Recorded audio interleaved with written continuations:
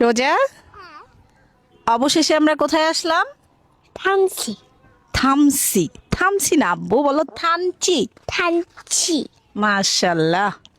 এই থানচি আসার কথা শুনে আমার অনেক শুভাকাঙ্ক্ষী আছে যারা কিনা আমাকে বারণ করছে যে দুইটা বাচ্চাকে নিয়ে অ্যাটলিস্ট থানচিতে যাস না। তো এই তুমি কি বলো, আমার তাহলে সাহস আছে?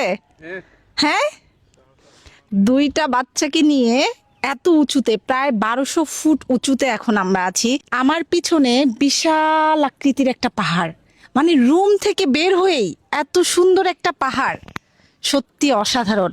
আল্লাহ সৃষ্টি যে এত সুন্দর হতে পারে সেটা থানচিতে না আসলে বুঝতে পারতাম না।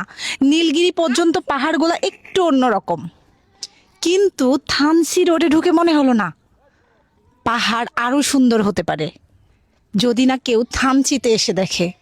সত্যি আমার কাছে অন্যরকম ভালো লাগলো।